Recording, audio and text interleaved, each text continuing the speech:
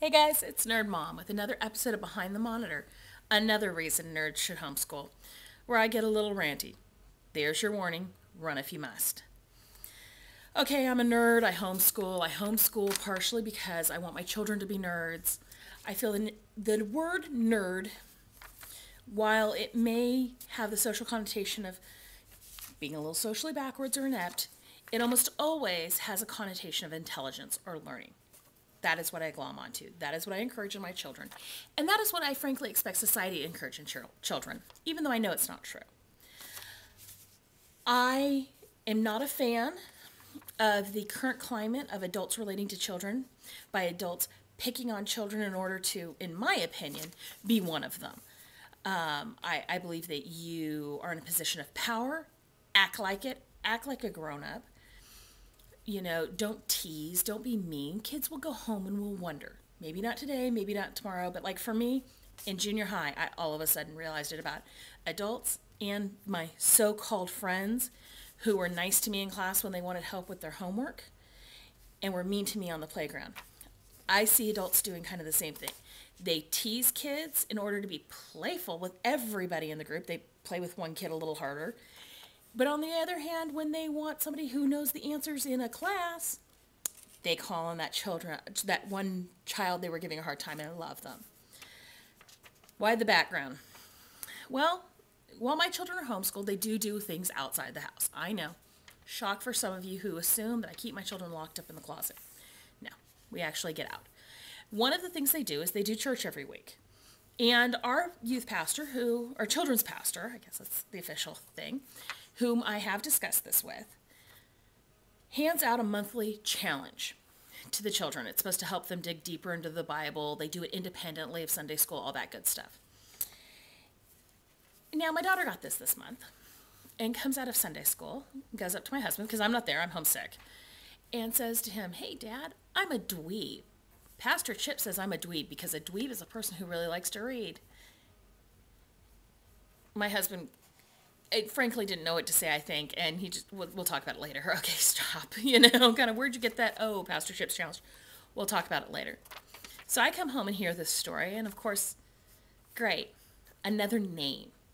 Another teasing, not so nice connotation name that has been dropped on my nerdy child who is a 9-year-old girl who still thinks that her pastor hung the moon, her children's pastor hung the moon. So she is sure that this word dweeb has no negative connotations. For those of you who haven't looked it up in the dictionary, while it may say due to reading too much, everything else is loser, dork, socially inept. That only, I'd say 1 out of like 5 definitions even cited book reading as part of it. Why do I say that? Well, so I get Pastor Chip's challenge. I think I'm going to calm down until I read it. I'm going to read to you. Sorry, I know it's probably annoying on a vlog, but I'm doing it anyways. We usually think of a dweeb as someone who likes to read lots of books. But did you know that there was a man in the Bible who was the king of dweeb? Was the king dweeb. The Bible says he read a lot and knew the scriptures better than anyone. But the Bible also says that he was one of the coolest characters of all time. In fact, even the king of Babylon thought he was really cool and allowed him to do some amazing things for God. I'm going to stop there. Did you think, okay, they use the word dweeb, don't be so sensitive, Jackie, all that, but they're going to say, look, here's this guy, he studied a lot, he did great things for God. Be like him, right? No. Read some of his story in Ezra 7, and maybe you'll think a little more highly of someone who really likes to read books. A little more highly? Does that mean quit pulling their hair? Does that mean quit dunking their head in the toilet? What does that mean? To me, that translates into tolerate. And this is handed out from the staff at church. Now, it's not just my youth pastor who I think has a slightly, warped judgment when it comes to the fun in teasing and name calling and harassing a little bit like that, forgetting that he's in a position of power. Side note, he came up with nicknames for my boys who they hated it. And when I said something to him, he's like, they just need to say something. It's like, You're their youth pastor. They're not going to tell you to shut up and quit calling them that. They've already kind of mentioned it once or twice and you ignored it. So, I already had this kind of issue going on that you're in a position of power. He actually got this out of close to word for word of this out of a Sunday school curriculum book. And now, in his defense, he pulled out the book for me when I went and told him, quit the name calling. And it actually said something akin to, a dweeb is a person who lacks any social life due to reading too much. He's like, at least I didn't put that in. Okay. Now, granted, I think that our pastor, or our children's pastor, has a heart of gold. We get along well, and I often harass him a little bit about not bothering to homeschool, and he harasses me about being a nerdy homeschooler. That's fine between adults.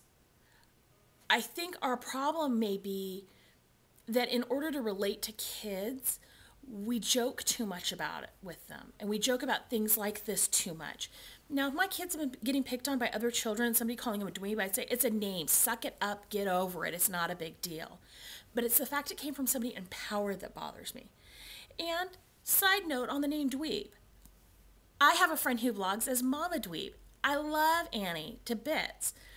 A name is a name that we can reclaim and use ourselves, but that doesn't mean you want somebody calling you that.